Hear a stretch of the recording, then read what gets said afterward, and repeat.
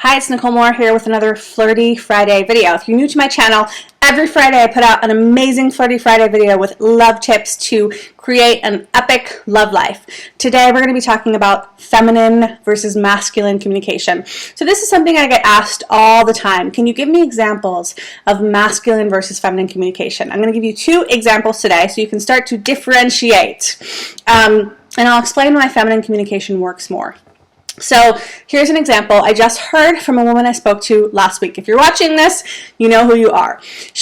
Her complaint was, I intimidate men, I'm just too powerful for men, I go on dates and then they don't ask me out again.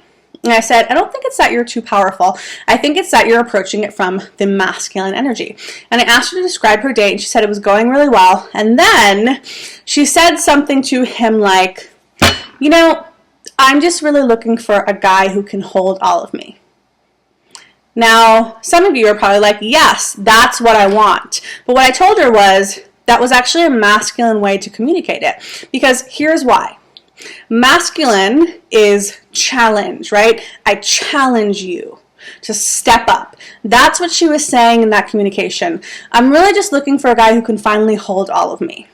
What she's saying in that communication is, A, no man has ever been man enough to do this. Let's see if you can step up to the plate and do it. That's a challenge energy. That's how the masculine communicates. That's not how the feminine communicates. So, of course, he was turned off by that. And what I told her was, if you're going to communicate from the feminine, you have to get to the essence of what you truly desire. So it's not that her desire for a man to hold all of her is wrong.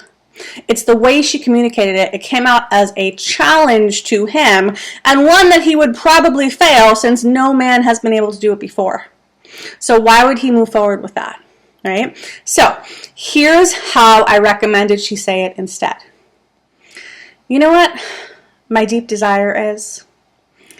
I would really just love to be able to feel like I can melt into a man's arms and have a really soft place to land and just feel really held and supported.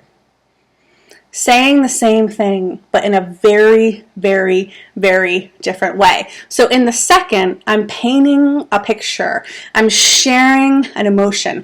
I'm sharing a desire. I'm making an invitation. I'm telling him how he can do it. Hold your arms around me. I'm not challenging him to step up to the plate. Okay? The second one is the feminine communication. If you're going to communicate in the feminine, you've got to check in with, what do I really desire? What are my feelings? And then you communicate it as an invitation, not as a challenge. The second one, this man can actually win. He can actually go, oh, I could do that. The first one, he's like, no way, this sounds too complicated. I probably can't win here, I'm out. Here's a second example, okay? A client said to me, also last week, she said, the guy that she likes and she's dating, he is great, but whenever he asks her out, she kind of feels like he doesn't really want her there. Like he's not really effusive in his communication. He'll say like, oh, he said, I have to make dinner or he had a work function on Saturday and he said, I have to make food for like 30 people. So I can't go out on a date on Saturday, but would you want to come over on Friday and help or be there? And she took that as, he doesn't really want me there. I'm an afterthought, right? Like he doesn't really care. And what she wanted to do was kind of go at him and tell him why he was wrong. And I said, no, wait a minute, okay? We've got to communicate in a feminine way. So the masculine way to communicate that, because really, she was feeling like he didn't care. And the masculine way to communicate that would be, you don't really care about me coming over, do you? Right? A challenge. And I asked her to get in touch with her emotion around it. And she realized, you know, she kind of always feels that way. That's one of her triggers, is feeling like people don't really want her around. Or, you know, when they're complimenting her, they don't really mean it. So I told her, communicate that to him. Be real with him. And then share your real desire. So what I told her to communicate was something like this.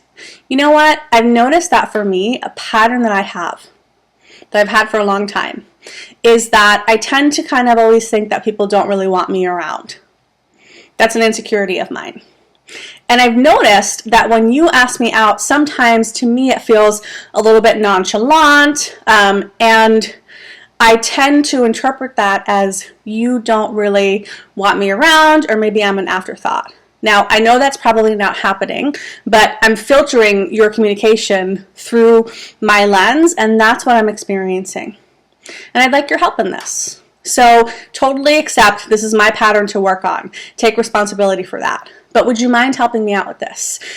Is it possible that maybe sometimes when you ask me out, could you just add something like, I would really like to see you? That would make me feel amazing. That would make me feel totally wanted and appreciated. And I feel like I could really open up if you said those words. That's feminine communication.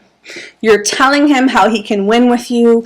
You're being emotional. You're being vulnerable. You're being open. You're not making him wrong. Okay? So men never change when you make them wrong.